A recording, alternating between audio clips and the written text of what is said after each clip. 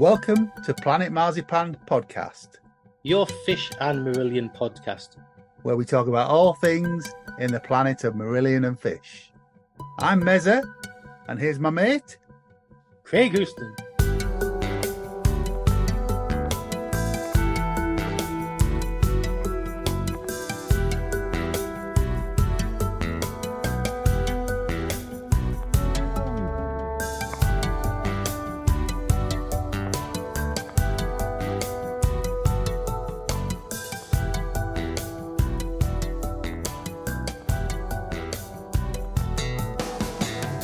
Hello and welcome to Planet Marzipan. I am Mezza. I'm here with my good friend.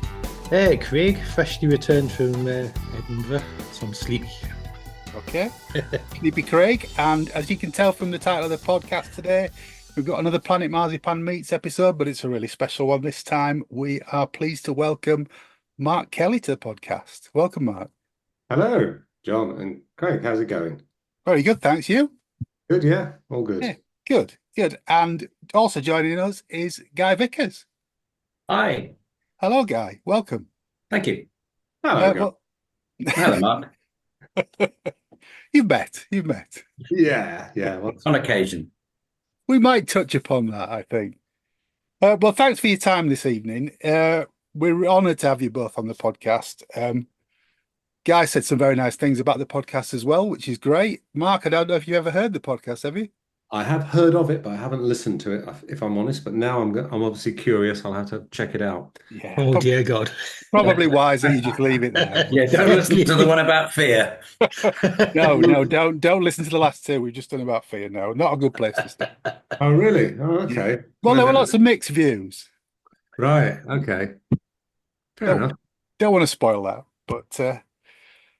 but we're talking at the end of October 2024. There's a couple of fairly big releases just about to hit. There's the This Strange Engine remix and box set.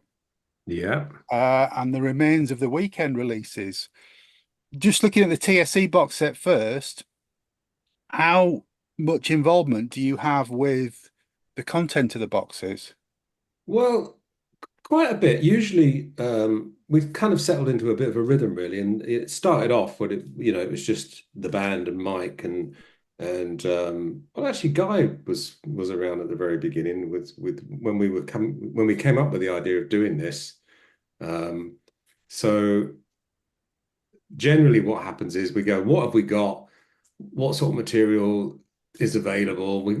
As you know, they tend to follow the same sort of format. We'll have a live video of some sort, live recording and various all the rarities and demos and bits and pieces, B-sides, all the stuff that we can put together. That it's basically meant to be this is the definitive version of this album, along with, of course, a brand new remix as opposed to a remaster. I'm sure most people who buy these things know the difference, but it's quite a completely different process remixing something to just remastering it. And as you know, we've had various people do that from Andy and Avril to Stephen Wilson and of course Mike Hunter. Yeah.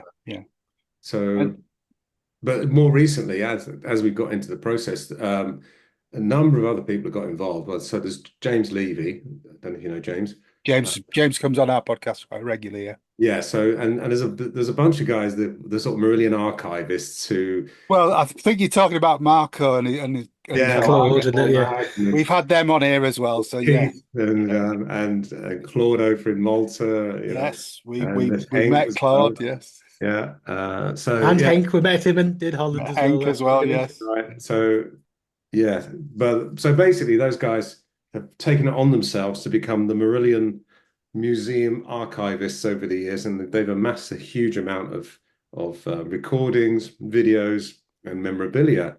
Yeah. So it seemed like a natural fit to say, what have you got, guys?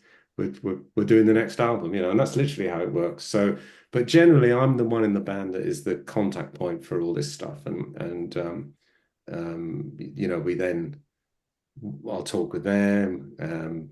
James often comes into the studio and we sit down with Mike. Mike's got quite a big involvement in stuff as well. So that's kind of how it works, really. And are you Are you? Do you have any sort of archive of Marillion stuff yourself? Personally, no. No, Right. there was a there's a bunch of stuff that's in the loft of the racket club, which sounds more organized than it is. And actually, James has done a great job of going through all of that stuff and cataloging it and transferring it to digital because a lot of it's digital, but old CDRs and things like that, which are apparently don't have much of a shelf life, like 20 Well, years, and Yeah. they're dead. Whilst yeah. we're kind of finding out, and there's early digital recordings such as the what were they called? That The DAT tapes, that, yeah. Yeah, after that there was the 88s, ADAT. there's the multi-tracks, the 8-track, they're like video cassettes, Tascam or Fostex, DA88s or whatever they were. So that again, not great. They play, but they'll be full of crackles and pops Yeah. and clicks. So that's a job that Mike then has to go through and clean them up. But we're kind of getting close to the end of this process, really. We're up to this strange engine, and as you know, we're going to be doing the rest of the albums. I don't know where we'll stop really, because it will seem a bit weird doing the last Yeah. album from 2 years ago. to Fear. But if we take our time, probably Fear will be the last one we do. I don't know. We'll see. And are you surprised by some of the stuff that Marco and his team dig up? Yeah, there's new stuff comes to light all the time, and they seem to track down people,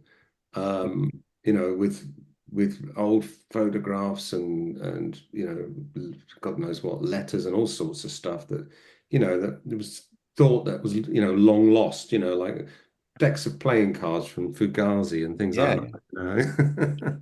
So there's a surprising amount of old someone. I suppose it's 40 plus years worth of band activity. So there's plenty of stuff out there, I suppose. We went over to Holland a couple of weeks ago to catch one of the Fish shows, and we were shown a clip of the band playing in Glasgow in 1982, a video clip, and it is so clear. It's amazing footage. It really is. Was it the Dial In, that one? Yeah, I think so. It's Yeah, really good. yeah. Really good. No, it wasn't. It was Was night. it the garage? It was Night Moves, I think it was called. Yeah. Have they got that video? Yes. Wow. Guy? Cool.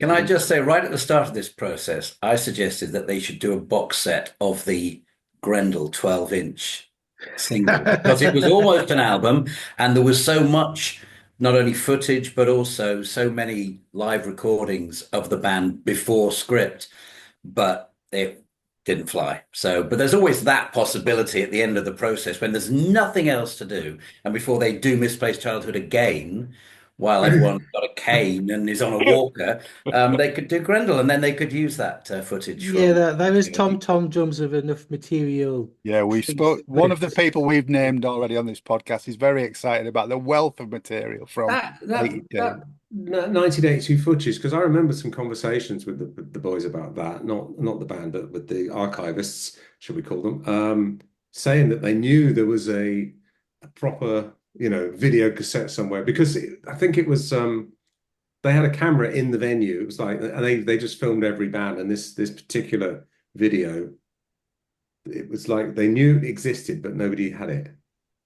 I never would have thought that we, at the time, obviously, when we made all these demo recordings and stuff, that we would ever release any of that, and we have. So who knows what might happen in the future. Mm.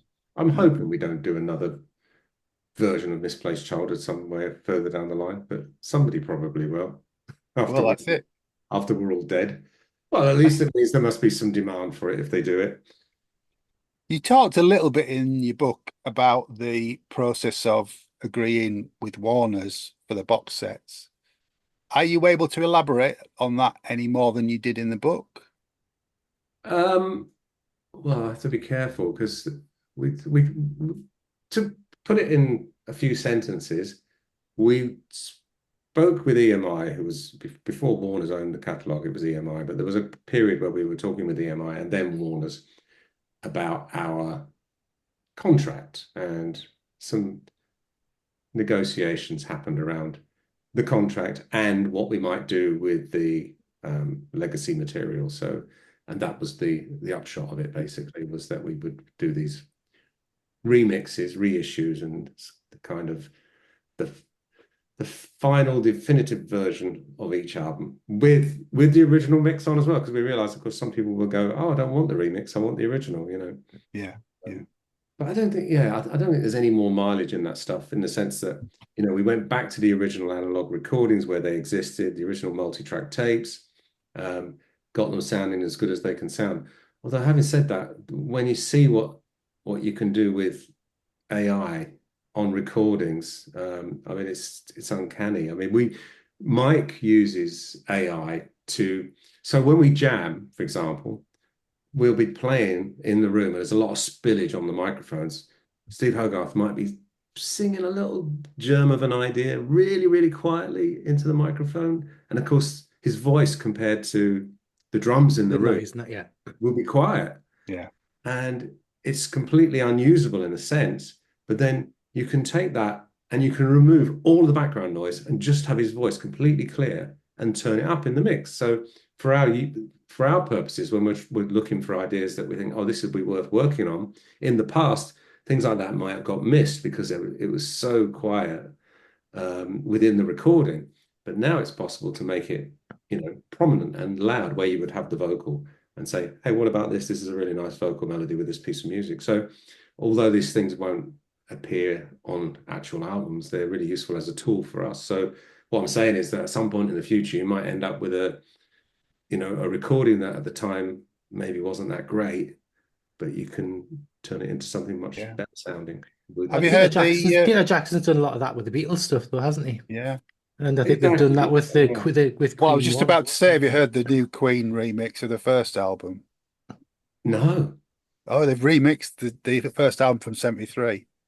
Right. The Queen one, yeah. Yeah, well, it's called Queen One now, which it never was. It was just the Queen. It was called Queen, wasn't it? Yeah, with the one with Liar Liar and 70s. Yeah. I mean, Liar sounds, it's amazing. It sounds live now. It's really giving it some depth, but it's quite contentious.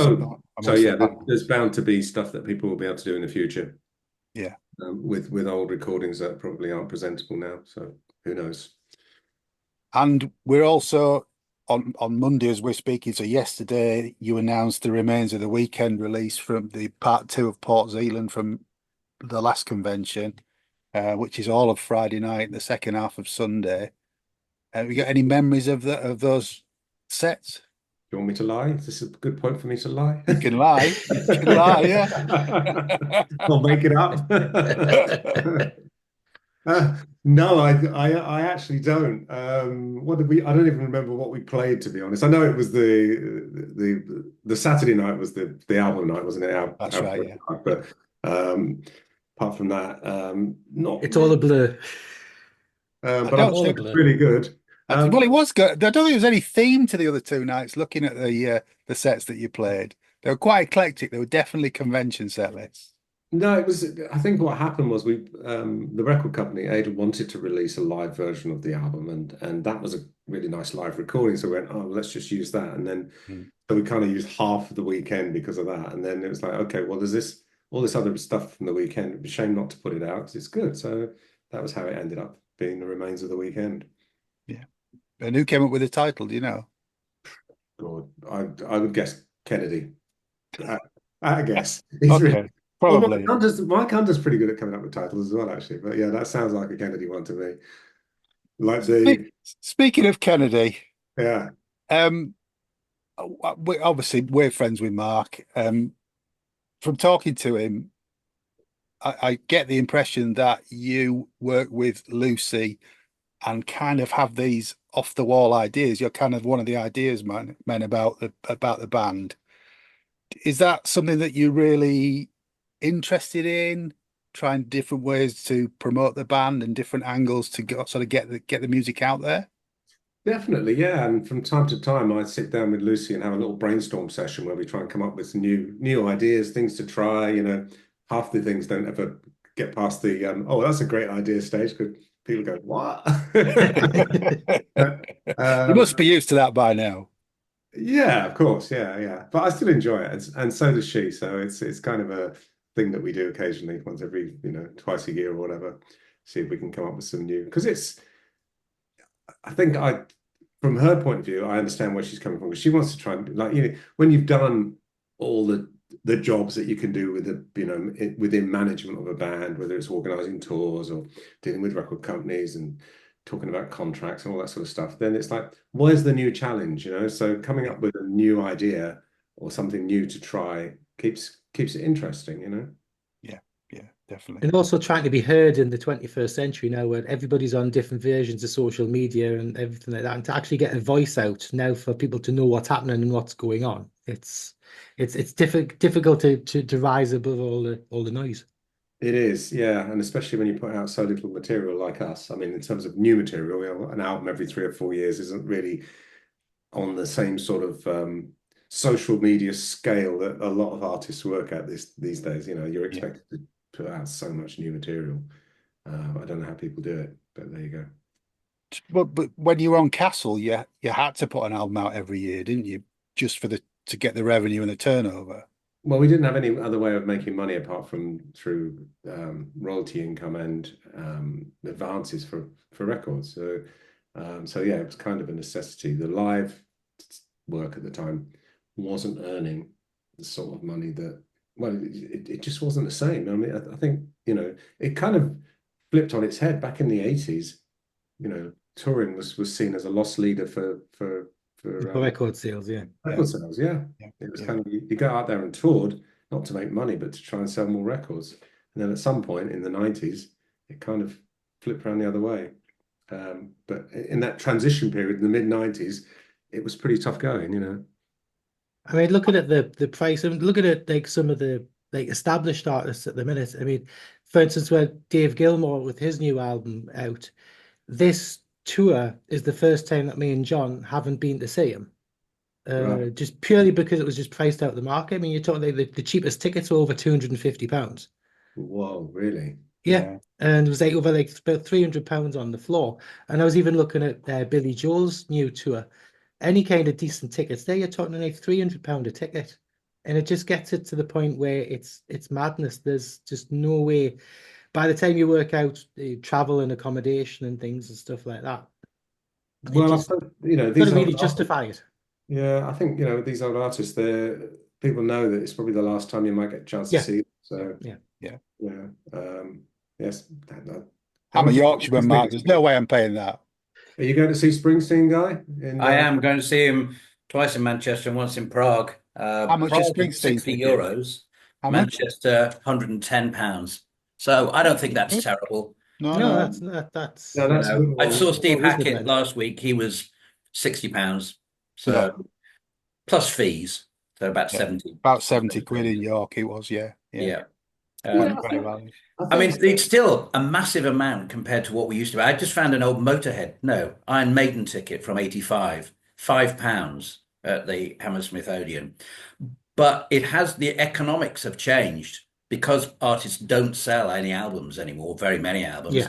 They've had to put the price of tickets up. It's the only way in which musicians can carry on making a living. So Okay. everybody's done it. And it's just reversed everything. People give away the albums now a lot of the time. Well, I mean, there's two artists at the minute who are really seem to be taking a stand who with their latest releases. One of them being The Cure. They've kept their prices down and their t-shirts and the merch and everything down. And Paul Heaton as well, because Oh, Paul Heaton, he's he's £35 they're tickets. Yeah. maxing out like £35 a ticket, and he's selling out big venues. He's keeping playing the big venues because he's kept his ticket prices down. He's still got the numbers coming to it, so it's working for him economically. But I think both of those have got fans like Marillion who still have a fair chunk of fans who buy physical product. Yeah, true. Yeah. I mean, I think the ticket price thing, yeah, you're probably right. 35 quid is actually a bargain for a ticket these days, I think. Oh yeah, I mean, can't be making on it really. Yeah, but yeah, up to 70, 80, 90, £100. You can see, I mean, you pay that for a show, or if you go to the theatre, you're going to be paying £100 a ticket, just for a normal seat, nothing special. So Yeah. that's kind of what you're looking at, isn't it? But I on the think other end of the market, I'm still getting paid 250 quid in my band to play in a pub. and that's what I was getting paid in the 1980s. So at that end of the market, you're still getting paid the same as the band.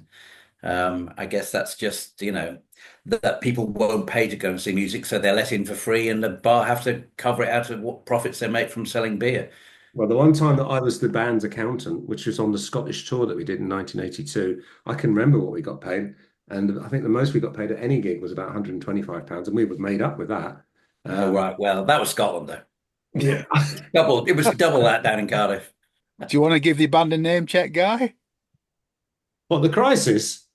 There you go. The There you go. Crisis. He was all Yeah. ready for it there. Did you see that? Yeah. He's got the Actually, merch. we got Oh, two. my The God. Crisis. The The new one is the Marzipan. 1985, the all 80s tribute act. Yes. So thank you. You can There you edit go. that out. No, No, we'll we'll leave keep it it in. in. Leave Are it you in. wearing one of your t-shirts as well? I can't quite see. I'm not. No, actually, I'm wearing one of. Cruise to the edge. All Yeah. right. Well done. First cruise to the edge that you did. Mm. Mark, can I go back to the Castle years? I think it was from reading your book, but certainly for some interviews that I read with you around the time, I sensed that you were a little frustrated with having to churn an album out a year, in that you didn't feel that maybe sometimes the songs had been given enough time to gestate. Yeah, I suppose at the time it did feel like a bit of a not a slog, because it's not, compared to real work, it's not, even having to make an album a year until exactly, but I think it was good. I have to say, I think there was good and bad things about it. Being forced to put an album out a year. The good thing is that there was quite a bit of variety in the songs that we put out, maybe because it was like, oh, we've got a song, let's put it on the album, and going back and listening to them now, like This Strange Engine as an album, I don't think it's suffered really for being made that quickly. No, definitely not. Although having said that, Radiation and .com maybe did a little bit more, but they're not terrible albums, but they're not in our top 5 for most people. That's the truth. So I think that says something. .com's in my top 5. What's that? Yeah. .com is in my top 5. Is it? Oh, well, there you go. Yeah, great album. I love Strange Engine, and I absolutely love Radiation. I didn't necessarily love it as much at the time, but I've grown to love it a lot more, and I think it's just got something about it, and it's So I don't, it didn't suffer that much. It's not like we put out a pile of dog shit because we only had a No. album. Yeah. far from it. So yeah, I think kind And of. look at Afraid of Sunlight. Well, Oh, yeah, I've read. Yeah. You that was a quick album, and it was one of our best. So yeah. Yeah, I kind of almost wish that we had a little bit more pressure on us these days to do something a bit quicker, Just send that bit to Lucy. Yeah. No, What it's about Father Time? Does he feature? No, sorry. What about Father Time? Does he put any pressure on you? Well, there is that. Yeah. No, I think the thing is we are trying to make it an enjoyable experience making this album, rather than it becoming a Weight around your neck. of stress and disagreements and arguments and stuff. So I think it's good for our longevity and morale to not have that pressure, I think, because it was a bit stressful, how it affects the members of the band have to put stuff out that not everybody was like 100% behind. And that's kind of our rule of the last decade, is that we don't make any songs that members of the band aren't keen on, Which must mean it's harder to get things through then, must it? It just takes longer. We have to make a lot more music until we get to the point where we've got enough material that everybody goes, yeah, this is all really good, but that's not a bad thing, I've liked it when you've done like the interim albums, like Less Is More and With Friends from the Orchestra, because they almost not necessarily give you a little bit more time to work on new material and then still have something out. So I would have liked something as an in-between album, after an album, before it's dark, before the next one, as not like a palate cleanser, but something to give you a bit more time to. There's a bunch of songs that we've got that kind of fit into that mold, and that they're not like they wouldn't be like a typical Marillion album, but it's a shame that they haven't been released. You know, it's like Yeah. We've talked to a few people and they've mentioned potentially an EP for these songs. Yeah, that's a possibility. But you know, we talk about these things, but then we never get past that might be a First good idea, conversation. you know. Yeah. But you know, never know. It could happen after the next one. Yeah, a sort of an album of, I don't know what sort of album it would be. It wouldn't be a album of whoppers, you know, like these big long songs. It's more the sort of material that you hear in radiation and .com, I suppose. You know. Yeah. There's Mark, can I ask certainly a you about segment how of the you, fan base who would appreciate an album of shorter songs. there Yeah, is. exactly. Yeah. Yeah. It's come out in the comments about the Fear episodes. You know, there's two camps. There's people who absolutely love Fear, and there's people who are yearning for the shorter songs again. But you know, Yeah, I think there's a place for both. That's the truth. Yeah. yeah, One thing I noticed from that podcast was that some people will talk about a song and they say, well, I like bits of it. And then there are other bits of it I don't like. And therefore, overall, I can't like it. At least a short song, you either like it or you don't like it. And if you don't like it, it's gone pretty quick. Yeah. Whereas if you don't like a bit of a song, then it can put you off even starting listening to it because you know that bit's coming. Alternatively, you know you don't like this, but there's something else coming up in a minute which you might like. So Maybe.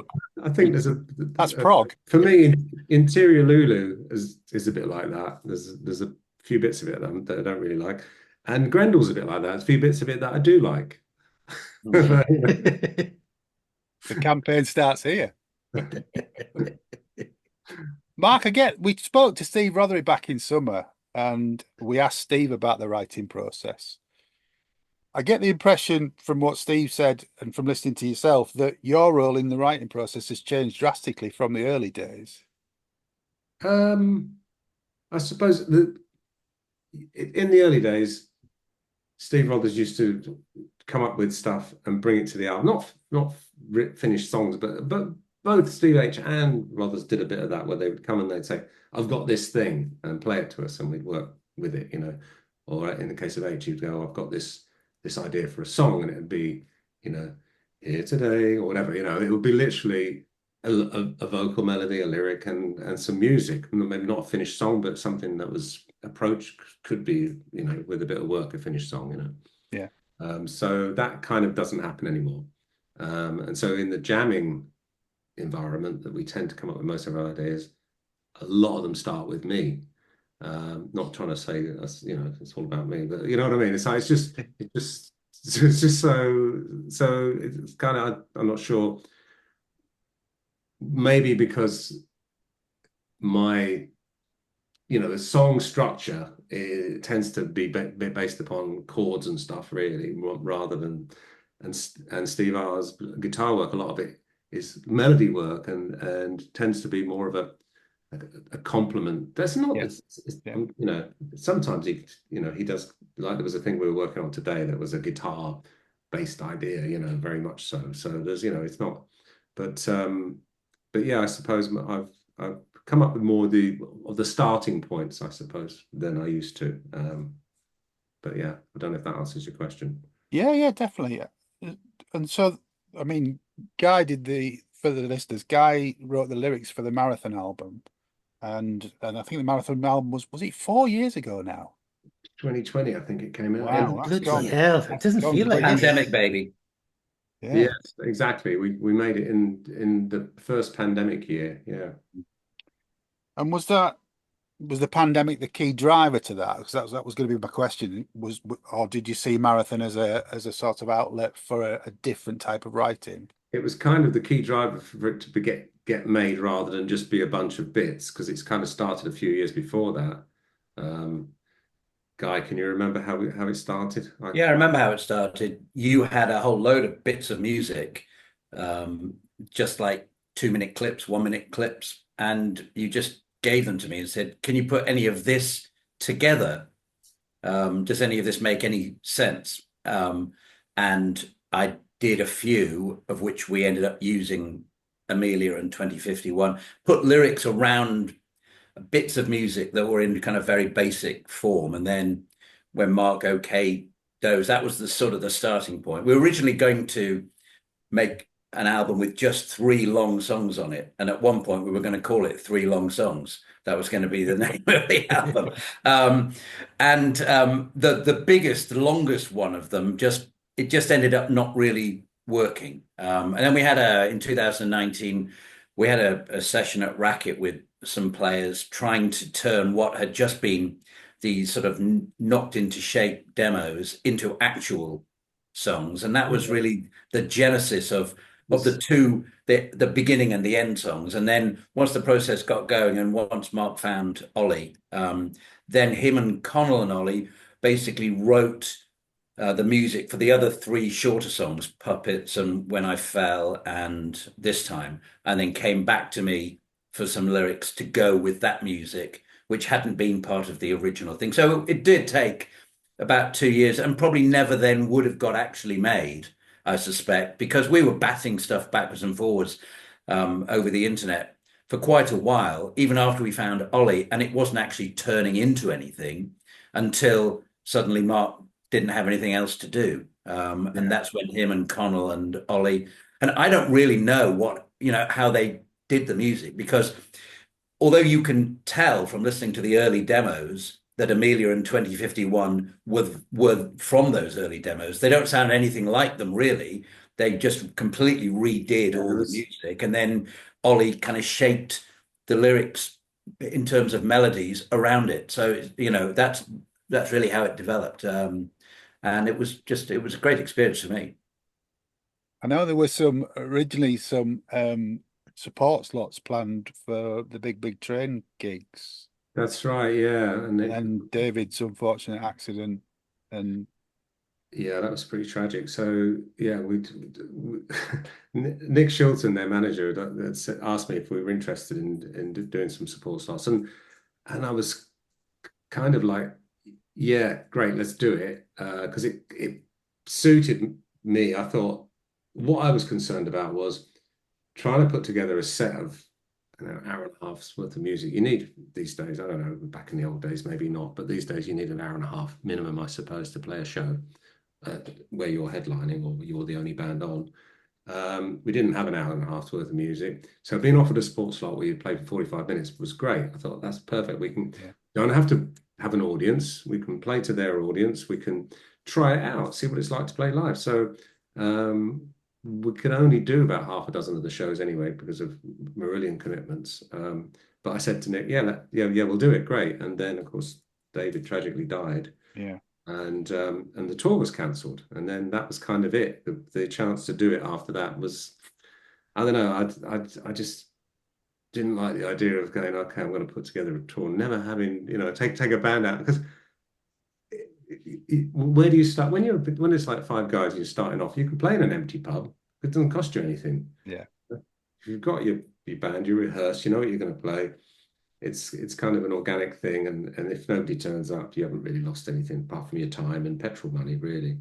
But if you've got a band and then you need a sound engineer and hire all the gear that you don't own, and so it was just like, oh, this is going to be like a major financial risk that I wasn't prepared to take, really. So we never did at all. But I don't know, maybe something will happen in the future. Well, I was going to say, is there any chance of another Marathon album or another Mark Kelly solo album? I did start fairly recently, knocking some ideas around with Ollie, actually, and I put a stop to it because I was struggling to try and do that at the same time as doing the Marillion. Doing new stuff, yeah. Yeah, it's kind of doesn't really work. I said to Ollie, we were both enthusiastic. We did try a few things. There's a couple of things that's kind of started from the previous sessions that I was really excited about. And because when we were making that album, I said, look, we've got enough material for an album. We should stop here. There was 2 or 3 other songs. A guy can remember. He wrote the lyrics for them. There was at least 2 or 3 other songs that were. Round and Round was one, which even featured in the background of one of the video clips, but never made it onto the album. Yeah, there was Round and Round. There was Living by the Hunch. There was, and the one that I really liked was Looks Like Rain, which never got finished, but it was a really promising beginning. So there's a good chance that we could do another album, without. One of the reasons I recall for calling it Mark Kelly's marathon was it was a bit like Richie Blackmore's Rainbow, which only ever had to feature Richie Blackmore, therefore. And then Mark said, well, eventually it'll just become Marathon. And indeed, Rainbow eventually became Rainbow. Yeah. But no two albums featured the same musicians on it. So I think it helps Mark to just leave it there. And if he ever wants to come back to it, he can use whoever he wants. And, he's the thread through it. Yeah, definitely. Well, And the book was around the same time, wasn't it? it was the following year, I think. Yeah. Again, it was stuck at home with nothing to do, and Nick Shilton, who's also a book publisher, asked me one day if I've thought about writing a book, and I said I hadn't. And he said, "Oh, well, have a think about it. I think you might have a book in you." I said, "Well, that's what everybody says, isn't it? You've got a book in them." Yeah. But I did give it, I gave it some thought, and I thought, well, that's actually quite an interesting idea. So, yeah, the book was fun. I enjoyed it. I had some help from Phil Wilding. Yes. I didn't see myself as a writer, so I started off the idea I was just going to sort of dictate it all into a microphone, and then he would turn it into words, but I couldn't work like that. I started doing it. I thought this just doesn't feel right, so then I started writing it, and as I went on, it got to the stage where I send a chapter to Phil. He would then edit it and make some changes and add a bit and cut bits out and send it back, and I could tell I was getting better because he did less to it as time went on. Each chapter he did less to it. So, but he still made a very important contribution. But I still felt like it was my words. But I remember reading some guy reviewed it and said, "I didn't know Mark Kelly was so funny." And I'm thinking, "Oh yeah, that's good." It's a really good read. It's a really it is a good read. That was the thing about Phil. He turned what was an okay read into a really good read, I thought. So that's what I wanted. It didn't change it materially, but just picked up on some of the things that I said and added the fleshed it out a little bit. Yeah. Just polished it, really. That was it, which was great. Did you have to prompt your memory, or did you remember everything? Oh, I've got a fairly good memory for stuff like that, but the internet is really useful, and also what was I doing? And of course, everything you read on it's true. Yeah, but like for example, my great uncle Dick Timmins, the IRA guy who tried to blow up King George VI. I'd heard this story from my uncle, my dad's brother, and of course you always think, oh, it's probably a made up story. So I start digging around on the internet. And he did actually escape from prison twice. It's there in newspaper articles, you can. So that was great, and I used the same sort of researching technique to check stuff to do with Marillion, that my memory of it, I'll be thinking, now, was that happen? Did that happen then? And I could go and check, and say, okay, yeah, that was that gig, and that makes sense now, So I tried to be as factual as I could. I didn't make stuff up. But the things that I couldn't remember completely, I would try and find out by other means. So it was useful for that. Did you get some feedback from the other guys? I believe Fish talked about you sending him a copy, for example. Oh, he was on the phone to me asking me when where was his copy, and it was just one of those weird coincidences. I'd literally just written a little message to him in the book to send him because they literally just arrived a few days before. So I was like, "It's on its way. I've just packed one up for you." Stop, And then he was like, I thought I better send it to him because he's probably going to get upset about some of it. But he took it pretty well, actually. He did his Friday night podcast thing that he does, where he kind of reviewed it, but he even read a few passages from it. So I thought that's good. But I'm still waiting for his, We're all waiting for his, but I think it's a long wait, isn't it? I've actually had an idea. I'm going to take all of the inserts from all of the CDs he's released over the years and write his biography, because it's all in there. You don't need to wait for him to rewrite it. There's probably 50,000 words that he's written across his. Oh, more than that, yeah. My only advice to him, which he probably won't follow, is that once he does write it, if he gets around to it, is get an editor, because it will be twice as long as it should be. And if you get somebody to edit it, it will probably be a good read. Yeah. There you go. No charge for that, Fib. It'd be multiple volumes, I would imagine. Yeah, that can be on the book jacket. It'll probably be a good read. Kelly. So how do you feel that the book was received overall?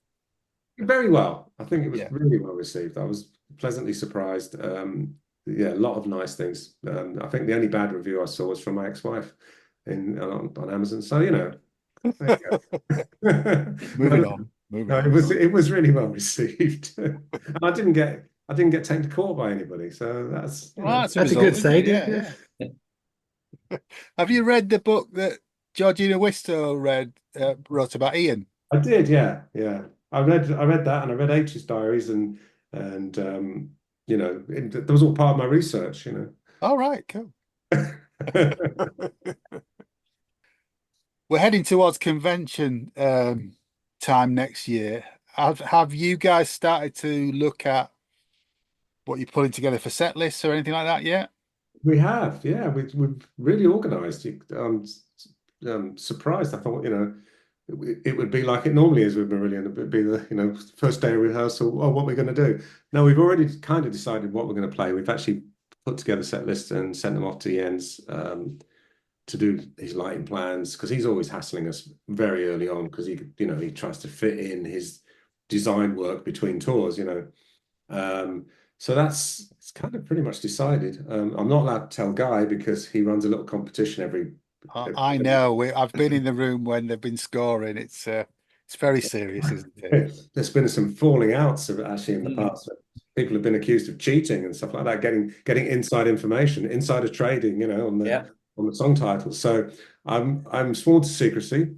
I won't even mention the songs or the albums or anything like that by mistake. But yeah, I'm really looking forward to it. I think we all are. It's like, you know, it's going to be a bit of a sad one, because it'll be the last Port Zealand. But I think for that reason alone, it will probably be really special. Everybody will be determined to have a good time, you know, including us. So it should be fun. And you'll be doing your fun run, I presume, in Port Zealand? I ran a half marathon a few weeks ago with my daughter Tallulah, which was grueling. I mean, I don't know why. She said, "Oh, Dad, I'm running a half marathon. Why don't you do it with me?" And I'm like, "Yeah, okay." And yeah, it was bad. I literally had she left me behind at the end, and I literally walked the last couple of miles. That pulled like I don't know what I did, like I pulled a muscle in the back of my knee or something. It was fine a week later, but yeah, I was truly fucked by the end of it. It was only a half marathon. I'm like, oh God. But I'm still doing, like, you know, 5K, that sort of thing. Yeah. I will, yeah, I think there's talk about doing some sort of park run style, you know, fun run, you know. Yeah. Be nice to have some sort of recognition for the people that actually do it, rather than, you know, just turning up, taking pictures. We'll see. And do you have any favourites of the other sites for the conventions? Because are there 7 now? I can't remember. I think we're doing, is it 7 or 9? I don't Not know. 9. I think Is it it's 9? 7, but I'm Italy, Germany, England, Holland, Spain, Canada. Sweden, Canada. Yeah. I like the Montreal one. I've always enjoyed that. Yeah. I suppose Port Zealand. I mean, they're all good fun. Yeah. We're not doing Poland this time. We've never done the one in Spain or the one in Sweden, have we? No. Because didn't we do one in, did we do one in Sweden before? I can't remember. There's Montreal, Sweden? Paris, Girona, Padua, Leicester, Oslo, and Berlin. Padua good. They're all nice. They're all really nice. It's a great way of not touring whilst not touring, because, you know, you get to play a few shows in the same place. It's fun. Well, it's a perfect model for if you decide to stop doing the proper tours, just to keep the weekends on, because it can cover quite a lot of countries and quite a lot of areas. And It's So certainly, tight. as you can Become imagine. Billy Joel. What about Billy Joel? You become Billy Joel. I mean, he comes and he's one show in the UK. This next year is going to be in Scotland. And his one show this year was in Cardiff. Cardiff, Was yeah. Wales, You know, wasn't and he it? just comes over. No wonder he has to charge 300 quid a ticket if he's got to bring all of his crew and all of his musicians and everything over and then play one show and then all fly back. It just doesn't make any economic sense to me. But Well, he's probably just wanted to visit Scotland for free. probably does. Probably want to play some golf. Yeah, maybe. But just saying, I want to go to this country. I want to visit this place. So let's play Yeah. that. You know, that's what H does. He says, "Why can't we play in India?" And everybody says, "Just do an H natural show there. That'd be great." Billy Joel's doing 2 dates next year. He's doing Liverpool he? as well, playing Anfield. Right. Wow. Okay. Well, I won't go there. So Well, India might not be such a daft idea because I know was it a couple of weeks ago we'd got quite high up in the Apple Oh, music commentary chart in Pakistan. Really? Oh yeah, Wow. I mean, people can't understand our accents in this country, Mark, so I don't quite know how that works. yeah, I really don't know. We end up with a chart in some funny countries. This is going to be the longest Port Zealand ever, isn't it? Because we get there on the Wednesday this year, don't we? Yeah, we kind of had this. Well, you've probably noticed that we years ago we would do 5, 6, 7. I mean, I remember once doing like 13 shows in 14 days. But then we got down to this thing of like, oh, probably by the mid 90s or early 2000s, it was like no more than 4 in a row, and then it was no more than 3 in a row. And to be fair to H, his voice is great, but after 2 nights, it's kind of the third night is always a struggle, Yeah. and it's just not fair on him because he gets really upset about not being able to do his best and deliver what he knows he can do on a good night. And the third night is hardly ever a good night. So we said, okay, well, and then Lucy was like, yeah, but Port Zillion, you have to do 3 nights, really. And we went, okay, well, then can we not have a night off? And so that's kind of how it happened. So, Yeah. yeah, totally. it's great, isn't it? You have a whole year off and you go to Port Zealand, you have a day off after your first day of playing. Yeah, well, it was either a day after the first day or a day after the second day. So I think it was a case of, that was how there was no way around it, really, if we didn't want to do more than 2 in a row. And I think on balance, it's best. We've got some bands playing on the. So what, we're playing on the Thursday, Saturday, Sunday, are we? Yeah. Yeah, so we've got other bands playing on the Friday. So people will still have a great time, I'm sure. Oh yeah, definitely. And I think the first time that you introduced the first day having no gig was a really shrewd move because people are reconnecting with friends on that first day. So, all of that happens without disrupting the gig. Exactly. You're not standing in a venue talking to people you haven't seen for 2 or 3 years whilst the band are playing. Yeah. And setting everybody around you. I'll be in Amsterdam with Marion having a steak on the Wednesday. Well, I'll wait and reconnect a bit later. I've got Friday to reconnect. Yeah. So it's as much of the social thing for everybody as it is for a night to see this band playing. So yeah. And I think it's the first time because there's going to be quite a lot of us coming over who are going to be probably fairly tired by the time we get there on Wednesday because we've got the final 2 Fish farewell gigs in Glasgow on the Sunday night and the Monday night. Home on Tuesday, fly across to Port Zealand on Wednesday.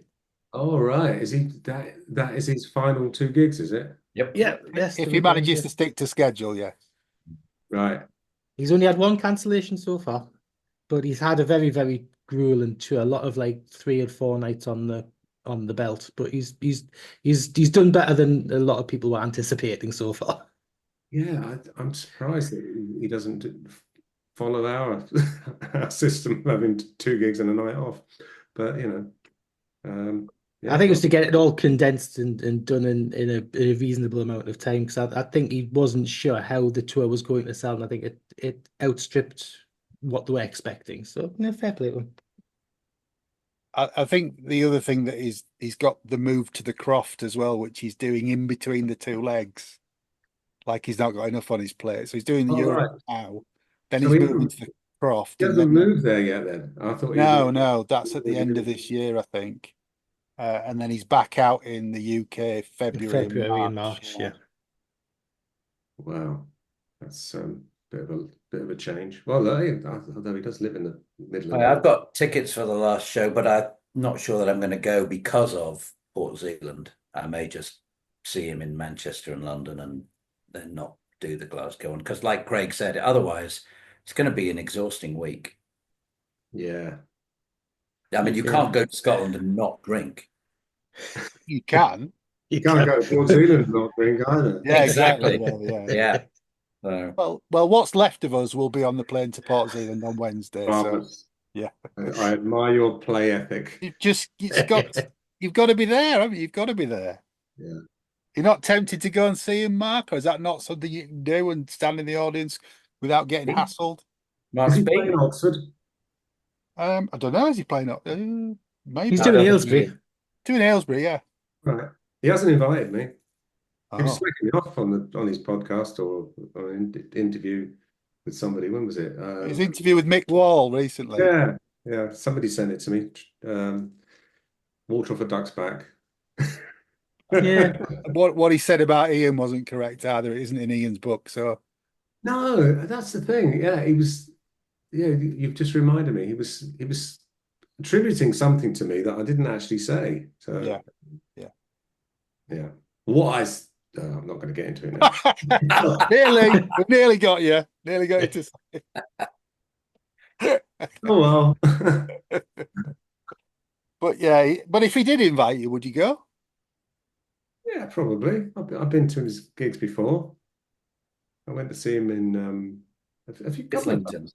We went in Leamington and Islington. We went. Yeah. In fact, you've seen him more than he's come and seen Marillion.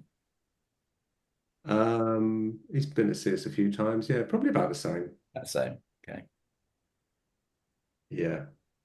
Cool. And I know you can't really say much about this question, but how's the writing for the new album going? It's going well. We've got some good ideas. We haven't got many finished songs, but we've got some good material that we're currently working on. We're at that kind of, let's try these bunch of ideas. We've got these 5 or 6 things that are all related to this particular lyric. Let's see what we can do with that. We were doing some of that today, and it's good. But it's Long way off. Yeah. I it'll think be ready when it's ready. Well, at least you haven't got record company pressure and things like that to just impede the progress. You can just do what you need to do, get on with it, and We have it'll nobody's be ready time, with it. so that's fine. Yeah. One thing that I was going to ask is that apart from doing Fiat, we've just recorded 2 episodes, one of them with Lucy, Ian, and Georgina, talking about the first Royal Albert Hall gig. Mm. Have you got any memories of that being the first time that you played there? I have, yeah. That's quite a well-remembered day, actually. Yeah, right from the beginning of it. Yeah, it was a really special day, really special gig. I enjoyed it a lot. It's one of those ones where we felt a lot of expectation and pressure because it was London, it was the Royal Albert Hall, but it went so well, and everybody was really happy with how we played and the audience reaction, and we had all our friends and families there with the playing with the strings, and Sam and Emma was. And you were filming it too, weren't you? Exactly, yeah. There was even more pressure because of that, because it was to film at the Royal Albert Hall, they charge you a shitload of money, just for the facility fee or whatever they call it. So there was like, whatever we got on film, it had to be released because we sort of sunk a shitload of money into the making of it. But no, it's like I remember that feeling of like when you used to get the mobile recording studio out to record a shows, whether it was Hammersmith Odeon or whatever. The pressure you feel because you think, if I make a mistake, there's nothing you can do about it. You're stuck with it. Or when you're doing a TV live performance or whatever, so it was a bit like that, but maybe we were just a little bit more relaxed than we used to be, but it felt like it went so well.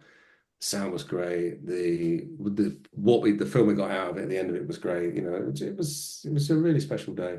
And You just, ran through the full set twice, didn't you? So Tim could do the close-ups in the afternoon. that's right. Yeah, I can remember we arrived there quite early, and just being backstage at the Royal Albert Hall and all that. You know, it's a special place, and I hadn't, to be honest, I hadn't really appreciated the how special and the history of the place and all that. You know, because it was H that wanted to play it. It was his bucket list gig, and you know, he was pushing for it for years. So, Were you surprised at how quick it sold? oh yeah, yeah. Yeah, I think I might have had a bet with Lucy about it, and perhaps something about eating a bowl of tripe or something. Oh no, that was the first Marillion weekend. Well, I lost that bet as well.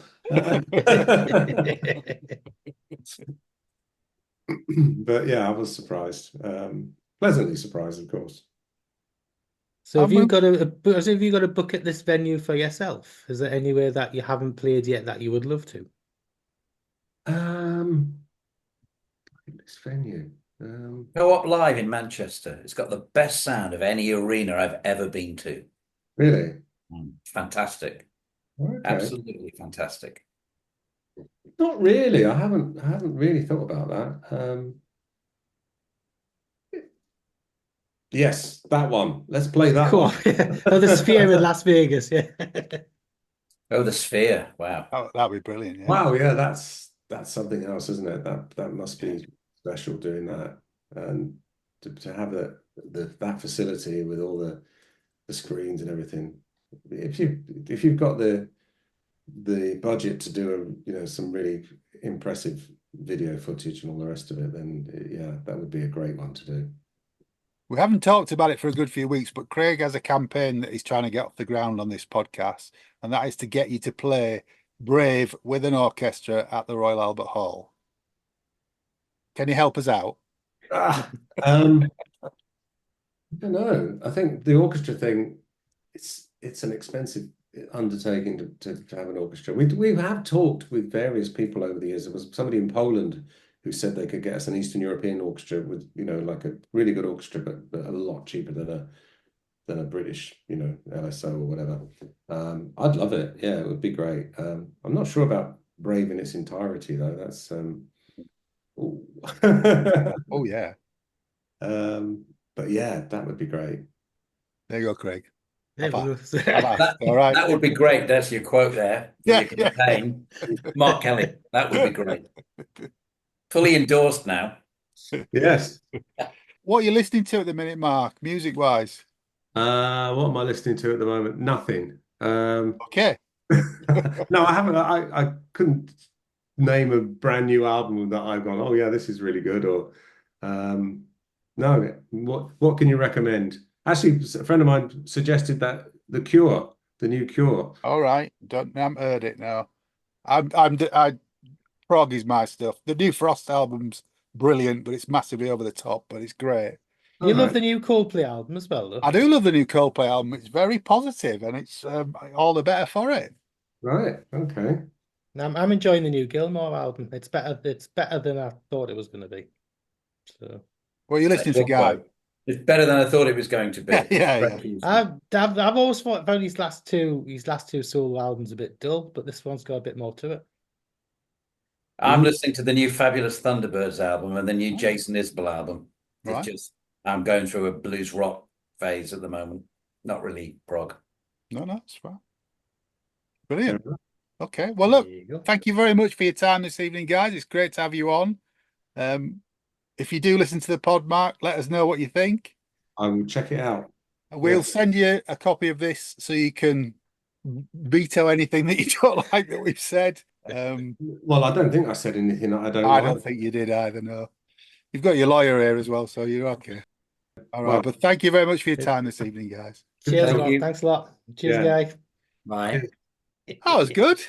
That was good. That was good. Nice chat. Nice to speak to them both. All that remains to be said is it's good night from me. And it's good night from him. Take care. And stay alive. Hey! Thanks for listening to Planet Marzipan Podcast. Please like and subscribe from whichever platform you get your podcasts from. You can contact us at planetmarzipanpodcast@gmail.com and check out marillion.com, fishmusic.scot or fishmusic.eu for all the good stuff.